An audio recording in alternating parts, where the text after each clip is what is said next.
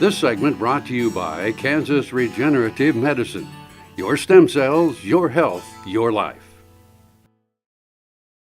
The 2014 Farm Bill required an analysis of the 2009 as well as the 2013 versions of MCOOL, mandatory country of origin labeling, and that led to this study. So ultimately, USDA commissioned a team of economists, which is yours truly, Ted Schroeder here at K-State, as well as Joe Parcell, who's at University of Missouri. So the main distinction would have been, after the 2009 rule, you would have had labels such as a product of U.S. and Canada.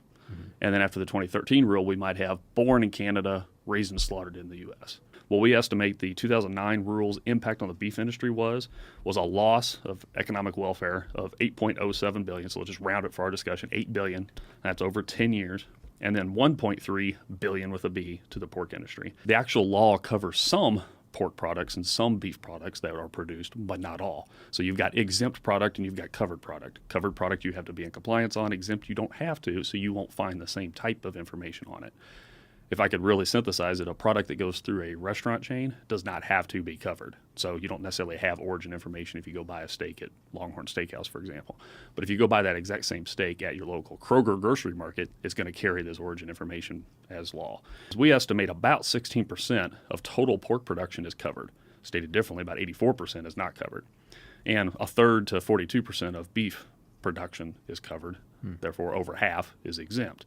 The reason that's important is the cost burden has to be offset by a demand increase by the minority of pounds being produced. But yet in a live animal industry, to comply with this, if you're a hog producer or cow-calf producer or whatever on the live animal side, you've got a cost for the whole animal before we segregate products to go through these different channels. So the numbers we come up with is the 2013 rule, again, same exercise, looking at how things would be impacted over the next 10 years, was almost a $500 million impact to the beef industry and a little over $400 million to the pork industry. The consumer losses from the 2013 rule, we quantify at $378 million with an M for beef and $428 million with an M for pork.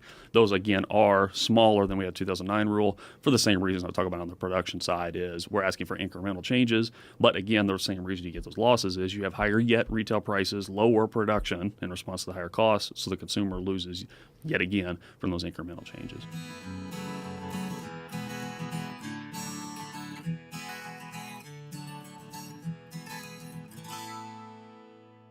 Kansas Farm Bureau, the voice of agriculture, represents grassroots agriculture. The state's largest and most powerful farm organization stands up for its members through leadership development, agriculture education, legal defense, environmental advocacy, farm safety, and risk management. Members also enjoy money-saving benefits. To join our organization today or to learn more, go to www.kfb.org